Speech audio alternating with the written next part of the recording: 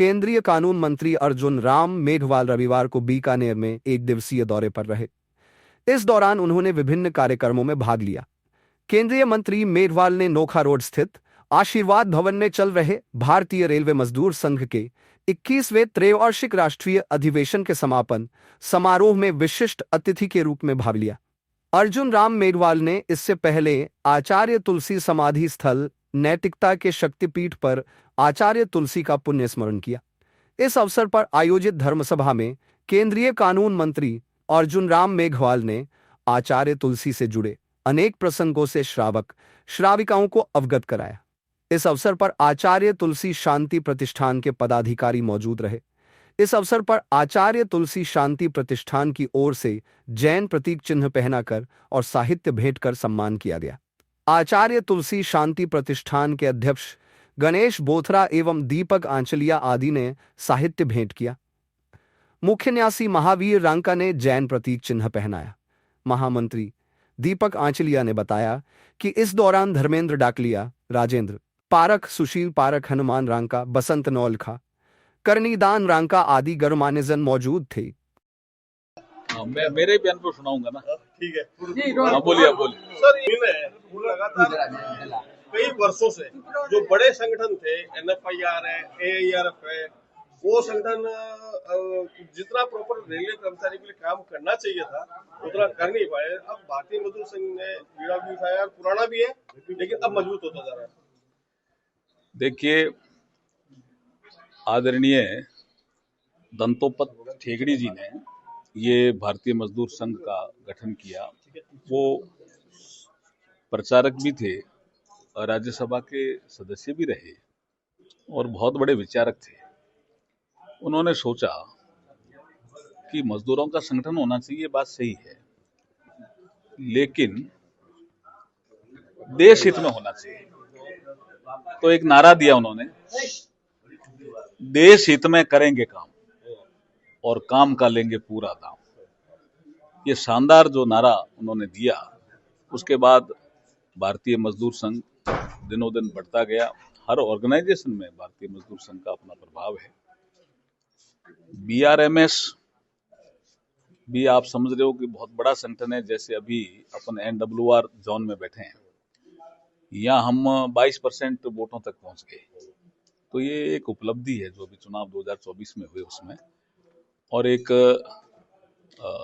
सीमित मान्यता का एक विषय भी चला जिसको रेलवे बोर्ड ने मंजूर किया, जिसमें ऑफिस खोले जा सकते हैं, कुछ सुविधाएं दी जा सकती है, वार्ता की जा सकती है। तो इसका मतलब भारतीय मजदूर संघ के प्रतिनिधि जो रेलवे में काम कर रहे हैं, बहुत अच्छा काम कर रहे हैं, दिनों दिन इसमें अपना बहुमत जुटा रहे हैं, लोकप्रियता बढ़ा रहे हैं।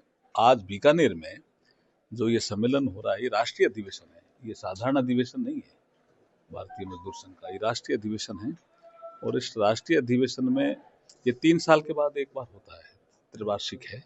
इसमें सभी हमारे राष्ट्रीय पदाधिकारी आए हुए हैं, सुरेंद्र जी से लेकर के वीरेंद्र जी जो हमारे पास ही खड़े हैं, राष्ट्रीय महामंत्री।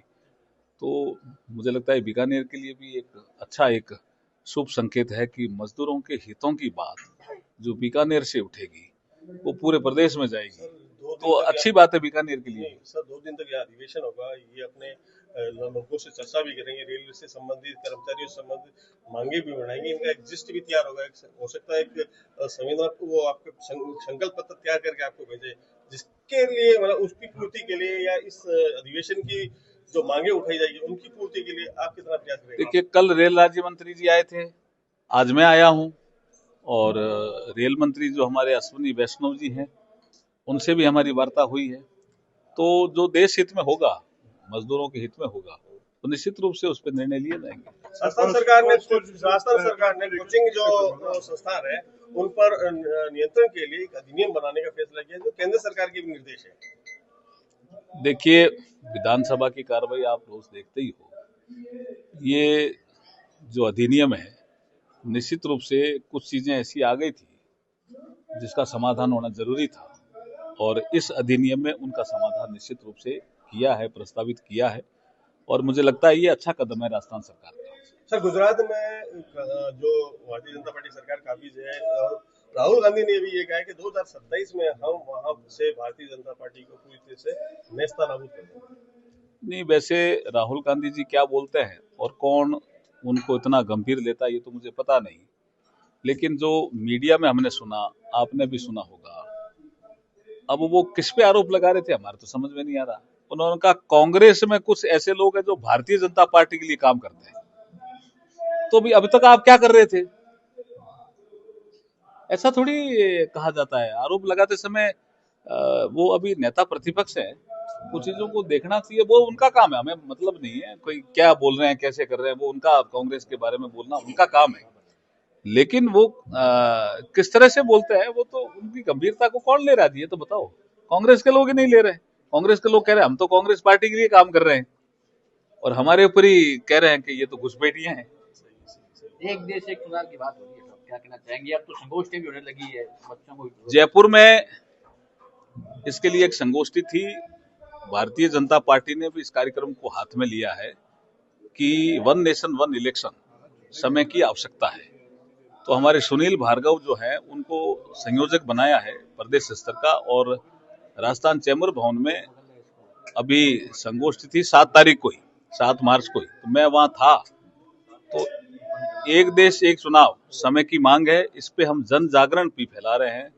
हम जो व्यापारिक संगठन है उनसे भी बात कर रहे हैं, जो प्रोफेशनल संगठन है उनसे भी बात कर रहे हैं, सीए इंस्टीट्यूट है उनसे भी बात कर रहे हैं, डॉक्टरों का जो संगठन है उनसे भी बात कर रहे हैं कि भाई आप अपनी राय दीजिए कि वन नेशन वन इलेक्शन 1952 से लेकर के 1967 तक होता रहा। अब विपक्ष कह रहा है कि संघीय ढांचे पे प्रहार होगा, तो 52 से 67 तक चुनाव होते रहे, कोई संघीय ढांचे पे प्रहार नहीं होगा। अब मोदी जी निर्णय ले रहे हैं तो कैसे प्रहार होगा भाई, ये समझाने के लिए हम गोष्ठियां कर रहे हैं। धन्यवाद। बैलगाड़ी में ऊंट में बहुत अच्छी मारवाड़ी बोलता आचार्य कुछ मैंने एकदम स्पष्ट रूप के चित्र अंकित। तो पचलियां पूछो कि बैलगाड़ी कड़ी बैलगाड़ी में जाओ और बैल चाले बोल जहां बैठे बोल चाले धीरे चाले और तुम्हें सब यूज करके छोड़ा के माथो चाले, वो माथो सब भी है कोई है नहीं मतलब था माथो चाले तो कई करे कौन कई करे के मारे जी सा। अब जी सा भी लोग कहते कुछ पहला तो कहता जी सा, आजकल की और क्यों लागे कि जी सा भी बैल रो पूछ मरोड़े के पूछ मरोड़े के कोई खड़ो बता सके नहीं तो सोरा सिगा आ गया तो बातें करने वाला मां मरा गया है। ये कोई अच्छी बात बड़ी बात कहता तो सुनता कौन नहीं, ये तो कोई बातें करने वाला है, बात बढ़िया करे तो सिगड़े का सत्ता खाता दिखा सिगड़े आ गया बरीज क्यों हो तो क्या पूछ मरोड़े कर और कहीं कहे एक छोरो बोलियो बोले मारे तो जी सा बोले कि मत थारो धनी मरे क्या बस रुक जा। वही उपदेश था उनका जो मेरे जीवन में आज तक अंकित है। उन्होंने कहा आपके जी सा जब बैल चलता नहीं तो बैल के पूंछ मरोड़ करके गाड़ी दे रहे हैं और वो गाड़ी खुद को ही ले रही है, उस बैलगाड़ी का धनी कौन है बताओ? इसलिए गाड़ी भी हिंसा का रूप है, यही सब थे उनके। और गाली आदमी खुद को देता है और उसको बता ही नहीं सकता है। मेरा इतना ही उद्देश्य है आज कि आगे से आप अपने जीवन में एक व्रत ले सकते हो क्या। पहले उन्होंने व्रत शब्द किया, फिर कोई साधु पास में बैठा था उनका सब अणुव्रत बोलो, फिर उनका अणुव्रत